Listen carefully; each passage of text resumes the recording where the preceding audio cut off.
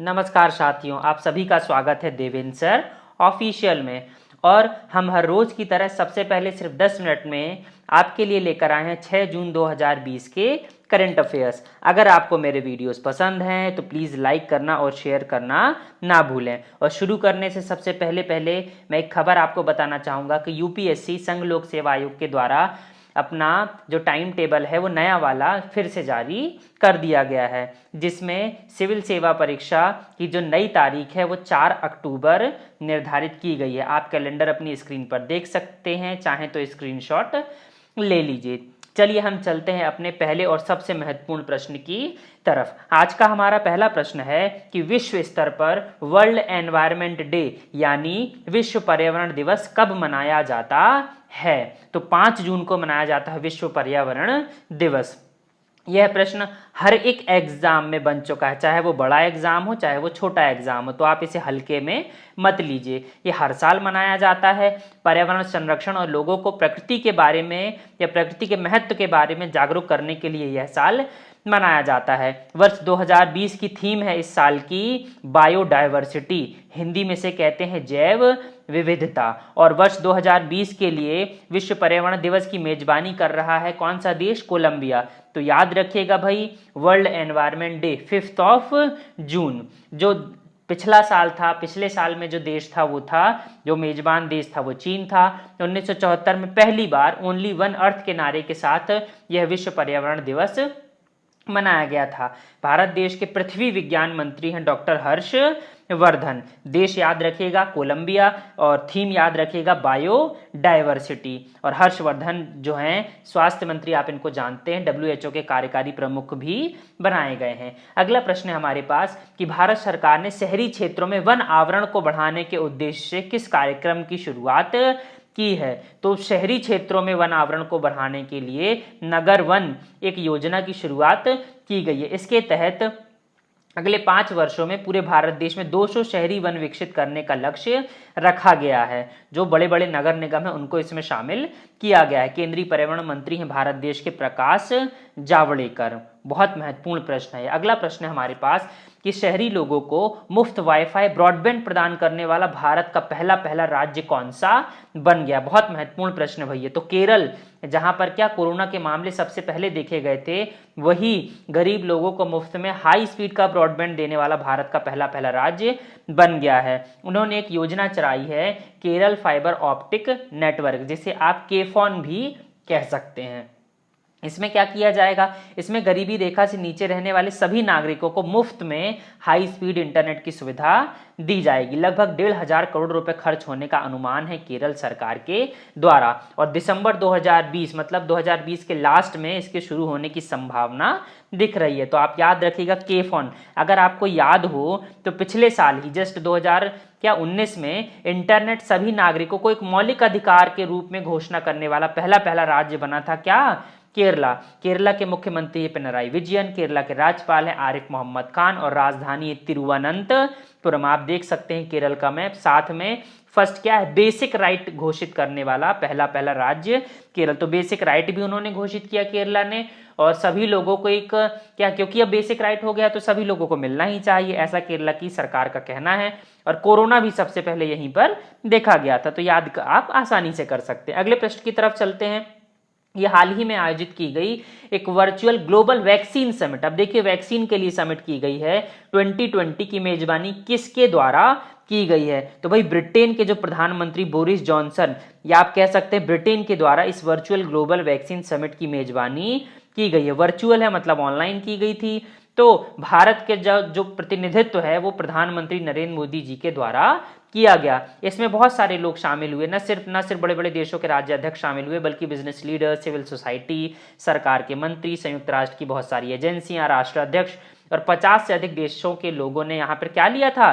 भाग लिया था। गवी के मुख्य कार्यकारी अधिकारी और ये वैक्सीन जो अलायंस बनाया गया है विश्व का, उसके प्रमुख बनाए गए हैं डॉक्टर सेठ बरकले। बहुत महत्वपूर्ण है। देखिए बोरिस जॉनसन इसकी क्या करते हुए अपनी मेजबानी प्रदर्शित करते हुए। अगला प्रश्न है हमारे पास कि किस भारतीय लेखिका को एशिया रीजन के लिए कॉमनवेल्थ शॉर्ट स्टोरीज प्राइज 2020 से सम्मानित किया गया है। तो भारतीय लेखिका है कृतिका पांडे।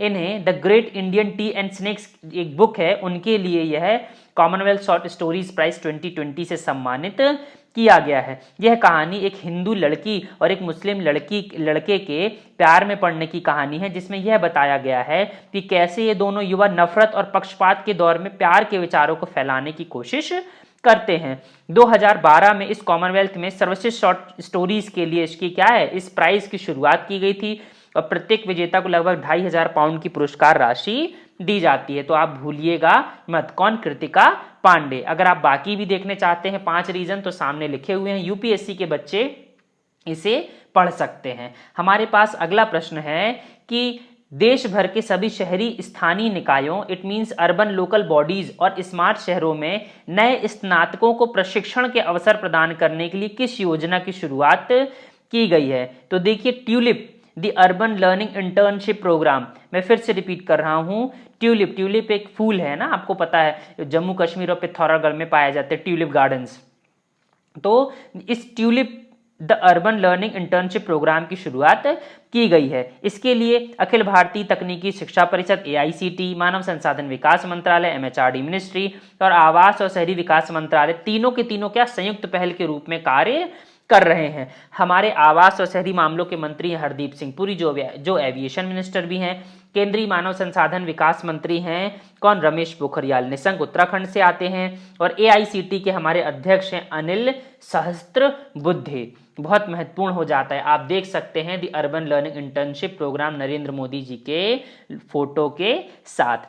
हमारा अगला प्रश्न है कि payments infrastructure development fund PIDF का गठन किसके द्वारा किया जा रहा है। तो भारतीय रिजर्व बैंक के द्वारा इस क्या पेमेंट्स इंफ्रास्ट्रक्चर डेवलपमेंट फंड का गठन किया जा रहा है। अब क्यों किया जा रहा है भाई, भारत भर में विशेष रूप से अनडिजर्व्ड क्षेत्रों में भुगतान प्रणाली के डिजिटलीकरण को प्रोत्साहित करने के लिए जो इंफ्रास्ट्रक्चर चाहिए, आप समझ पा रहे हैं, डिजिटलाइज करने के लिए जो इंफ्रास्ट्रक्चर चाहिए, मूलभूत इंफ्रास्ट्रक्चर चाहिए है, उसमें जोर देने के लिए RBI यह कर रहा है। तो बहुत महत्वपूर्ण हो जाता है। आरबीआई की स्थापना हुई थी 1 अप्रैल 1935 को। इसका जो हेडक्वार्टर है वो मुंबई में है और आरबीआई के हाल फिलहाल में 25 नंबर के गवर्नर है शक्तिकांत दास, जो कि एक IAS अधिकारी हुआ करते थे। आप देख सकते हैं स्क्रीन में आरबीआई का लोगो है ना, पाम ट्री। हमारे पास अगला प्रश्न है कि किस राज्य की पुलिस ने अपने कार्मिकों के मानसिक तनाव और डिप्रेशन की जांच करने के लिए किसी विशेष अभियान या स्पंदन की शुरुआत की है। तो किस राज्य ने करी है इस विशेष अभियान स्पंदन की शुरुआत? छत्तीसगढ़ राज्य ने। बहुत महत्वपूर्ण हो जाता है। देखिए पुलिस की व्यवस्था, पुलिस की आपको पता है 24 आवर्स की ड्यूटी रहती है। व्यक्ति बहुत क्या है, बहुत कठिन परिस्थितियों में कार्य करता है। आप देख रहे हैं अभी हाल फिलहाल में कोरोना का समय है, लोगों को बाहर निकलने की क्या है, आजादी चाहिए है, और पुलिस कोरोना के समय पर ही क्या कार्य कर रही है, कोरोना वॉरियर्स की तरह कार्य कर रही है। आपने देखा बहुत सारे पुलिसकर्मी कोरोना वायरस की वजह से क्या हो गए, शहीद हो गए। मैंने भी बहुत सारे ऐसे सिलेक्टेड बच्चों से बात करी तो उनको भी मन में क्या है, डर एक बना हुआ था कि सर देखिए ऐसी एक स्थिति है और हम अपनी ड्यूटी में काम कर रहे हैं और जो आम जनता है वो गंभीर नहीं है। तो आप भी क्या करिए, उन पुलिस के लोगों का सम्मान करिए और ज़्यादा से ज़्यादा जो वो कहते हैं उनका साथ देने की कोशिश करिए और एक जागरूक नागरिक बनने का प्रयास करिए। तो भाई ये स्पंदन अभियान शुरू किया है किसके द्वारा? छत्तीसगढ़ सरकार के द्वारा। इसमें परामर्श सत्र आयोजित किए जाएंगे, संगीत और योगा थेरेपी की भी व्यवस्था की जाएगी। पिछले 2 साल से देखने में मिल रहा था छत्तीसगढ़ में कि आत्महत्या के, पुलिस विभाग में आत्महत्या के 50 से ज़्यादा मामले सामने आ गए थे और अपने सहयोगियों पर ही हमले की घटना देखने को मिल रही थी। इसीलिए स्पंदन कार्यक्रम शुरू किया गया है। भूपेश बघेल मुख्यमंत्री हैं छत्तीसगढ़ के और अनुसुईया उइके हैं क्या, वहां की राज्यपाल। अगले प्रश्न की तरफ चलते हैं। विश्व बैंक के कार्यकारी निदेशक का वरिष्ठ सलाहकार सीनियर एडवाइजर किस भारतीय को नियुक्त किया गया है? तो राजीव टोपने को क्या एग्जीक्यूटिव डायरेक्टर का एक सीनियर एडवाइजर नियुक्त किया गया है। वॉशिंगटन DC में वर्ल्ड बैंक का कार्यालय है, आपको पता है। IAS अधिकारी हैं ये गुजरात कैडर के 1996 बैच के, और वर्ल्ड बैंक के जो अध्यक्ष वो हैं डेविड मालपास। आप देख सकते हैं भारतीय जो है हमारे व्यक्ति को, और डेविड मालपास को जो वर्ल्ड बैंक ग्रुप के अध्यक्ष हैं। हमारे पास अगला प्रश्न है कि WTO में भारत के राजदूत और स्थायी प्रतिनिधि के रूप में किसे नियुक्त किया गया है? तो ब्रजेंद्र नवनीत को WTO में भारतीय राजदूत के तौर पर नियुक्त किया गया है। 1999 बैच के IAS अधिकारी हैं, 3 साल की इनकी अवधि होगी। ब्रजेंद्र नवनीत है ना, तमिलनाडु कैडर से आते हैं, आप सामने देख सकते हैं। हमारे पास अगला प्रश्न है कि किसने PSA और FCA के बीच प्रस्तावित विलय को मंजूरी दे दी है? तो कॉम्पिटिशन कमीशन ऑफ इंडिया के द्वारा इन 2 कंपनियों के विलय को मंजूरी दे दी गई है। कॉम्पिटिशन कमीशन ऑफ इंडिया के चेयरपर्सन है अशोक गुप्ता और सेक्रेटरी है PK सिंह। हम चलते हैं अगले प्रश्न की तरफ। अगला प्रश्न है कि Indian performing right societies limited के सदस्य अनवर सागर का निधन हो गया है, वे क्या थे? तो भाई गीतकार थे, बहुत अच्छे गीत लिखा करते थे। आप फोटो में देख सकते हैं, इस खिलाड़ी मूवी के बहुत फेमस गीत थे, इनके लिए इन्हें याद किया जाता है। अगर आपको मेरे वीडियोस पसंद हैं तो प्लीज़ लाइक करें, शेयर करें और सब्सक्राइब ज़रूर करें। धन्यवाद।